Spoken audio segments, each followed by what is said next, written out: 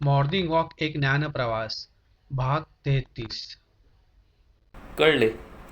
पण मन, बुद्धी, देव, सत्कर्म हे सर्व एका बाजूला आहे आणि काम, तंत्रज्ञान, प्रयोग आणि त्यापासून निघालेले निदान हे दुसऱ्या बाजूला आहे. हे एकत्र होणे शक्य नाही. ध्यान करणे, मदत करणे हे फावल्या वेळात करावे. आपले काम आणि त्यासाठी लागणारा अभ्यास, उपजीविकेसाठी लागणारी साधने, पैसा कमावणे याला प्राधान्य दिले पाहिजे. काम केल्यावर त्याच्या मोबदल्याची अपेक्षा करणे बरोबर आहे आणि योग्य तो मोबदला मिळवल्यावर मनाला शांती मिळते. हे पण एक सत्य आहे आणि ते देखील आपण स्वीकारावे. किती मोबदला मिळावा हे कोण ठरवणार? मालक विचार करत असतो कमीत कमी पगारात कामगार मिळावा आणि कामगार विचार करतो जास्तीत जास्त पगार मिळावा. मग वाटाघाटीला एक संख्या निश्चित होते. मग आपल्या इतकंच काम करणाऱ्या दुसऱ्या व्यक्तीला जास्त पगार मिळतो हे समजल्यावर ईर्ष्या निर्माण होते. दुकानदार विचार करतो जास्त नफा मिळवण्यासाठी वस्तूंच्या किमती जास्त असाव्यात, तर ग्राहक विचार करतो कमीत कमी किमतीत वस्तू कशी मिळेल. मग परत वाटाघाटी सुरू होतात. तीच वस्तू दुसऱ्याला स्वस्त मिळाली तर आपले मन अस्वस्थ होते. जर आपण दुकानदार असू आणि तीच वस्तू कमी किमतीत विकली तर आपल्याला खपत नाही. जो तो याच चढाओढीमध्ये लागला आहे.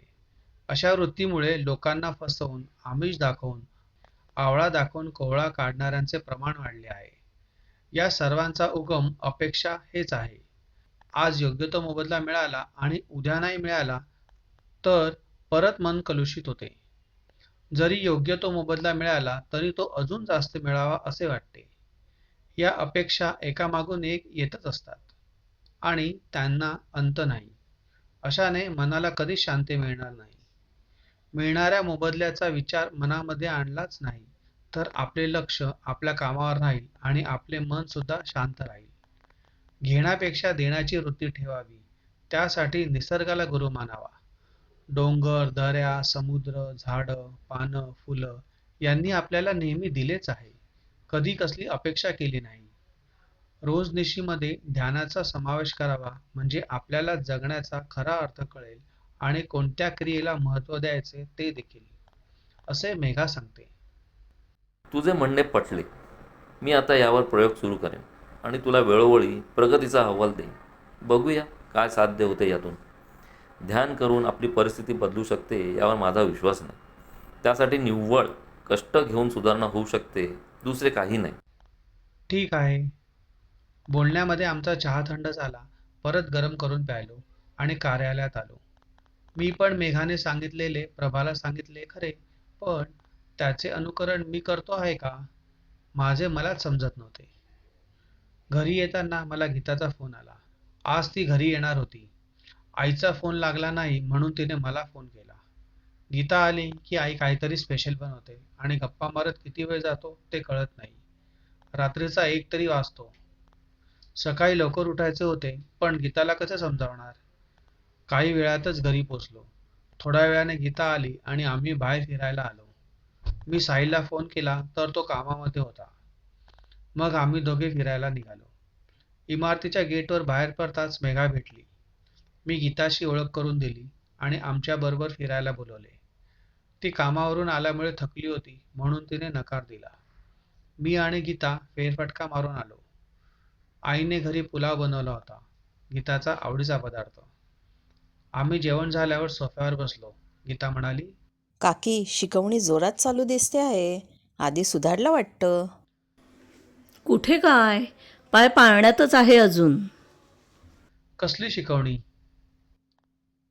जसे काही आम्हाला माहीतच नाही.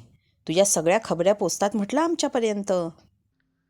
मग तुझे नाव खबरीलाल ठेवावे लागेल.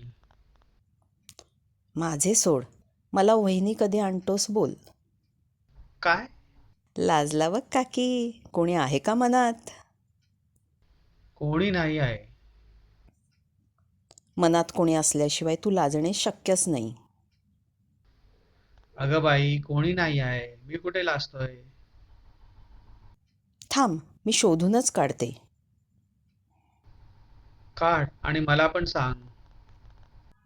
सोडते का काय? माझे खबरीलाल नाव ठेवलेस ना, त्याचं सार्थक नको करायला. कर की, पण हाती काही सापडणार नाही.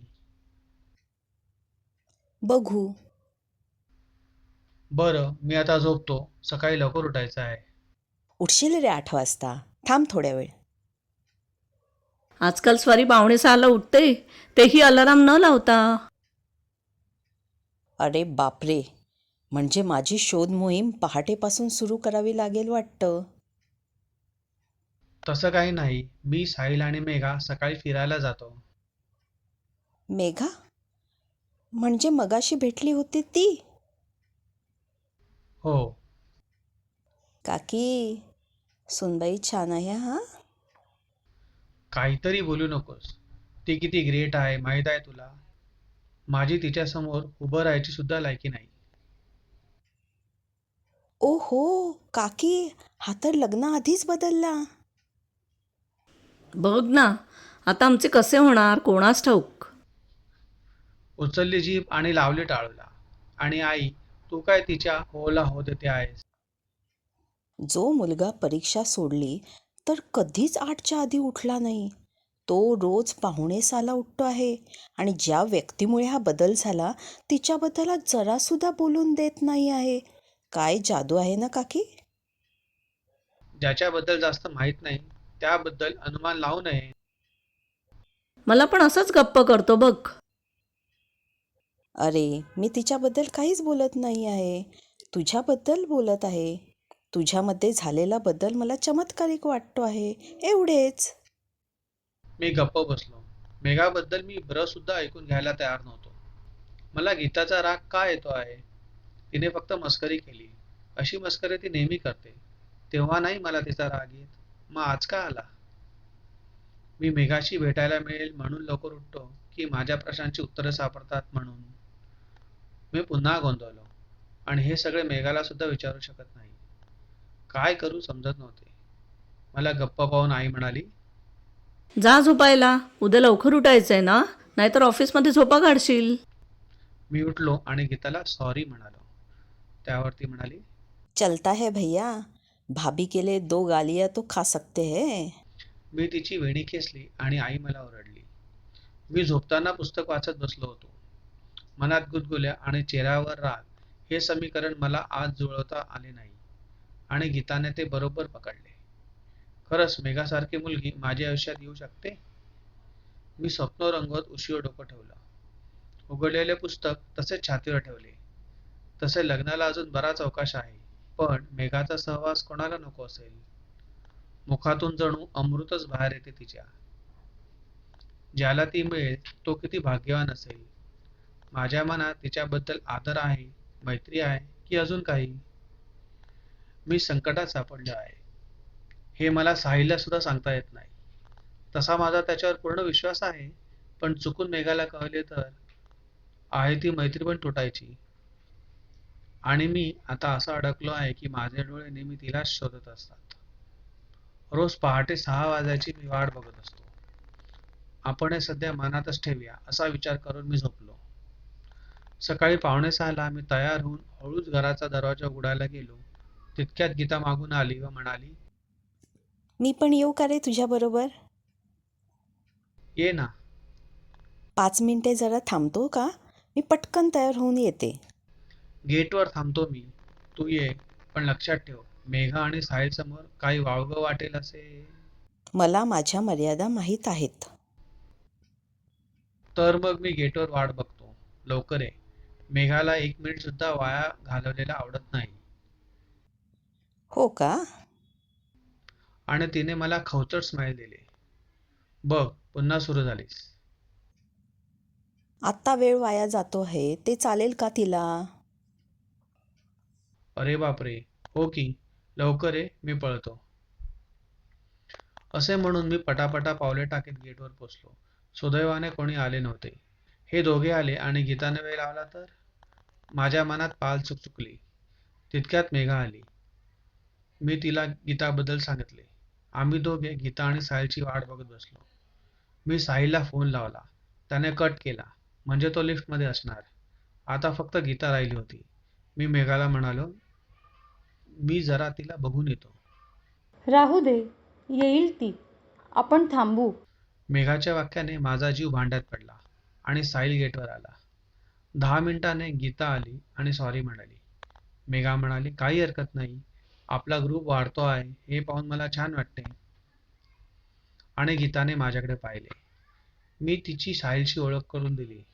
माझ्या मनात धास्ती होती की गीता काहीतरी बोलेल. आम्ही चालायला सुरुवात केली. मेघा आणि साहिल पुढे आणि मी आणि गीता मागे. साहिल मेघाला म्हणाला, तुम्ही सांगितलेला श्वासाचा व्यायाम मी आज उठल्यावर केला. नीटसा जमला नाही, पण श्वास थांबवण्यापेक्षाही तो हळूहळू सोडणं कठीण आहे. हो, श्वास सोडताना तो थांबत थांबत सोडायचा नाही, तर एका लयीत सलग सोडायचा आहे आणि सोडताना आकडे मोजायचे आहेत. सरावाने नक्की जमेल. मला पण वेळ लागला होता, पण प्रयत्न थांबवू नका. नक्कीच. गीताला कसलाच ठाव ठिकाणा नव्हता. मी तिला म्हणालो, घरी गेल्यावर सांगेन सगळे. मेघाने गीताला पुढे बोलवले आणि साहिल माझ्याबरोबर चालायला लागला. बराच वेळ आम्ही चालत होतो. गीता असताना काय विचारावे हे आम्हा दोघांना कळत नव्हते. मी थोड्या वेळाने मेघाला म्हणालो, माझा ऑफिसचा मित्र आहे, त्याला तुम्हाला भेटायचं आहे. का? मी त्याला भगवद्गीतेमधल्या 4 गोष्टी सांगितल्या, तर तो म्हणतो, हे सगळे मिथ्या आहे. त्या संदर्भात तुमच्याशी चर्चा करायची आहे. चालेल. मला वेळ आणि तारीख सांगा, मी येईन. मला पण सांग ना. लहान मुलांसाठी नाही आहे ते. मग तुला कसे कळले? मी सगळे एका वहीत लिहून ठेवले आहे. घरी गेल्यावर तुला वाचायला देईन. तरीही नाही कळले तर? तर मग मला फोन कर. तुला? मग कोणाला? जसे काही तुला सगळे समजले आहे.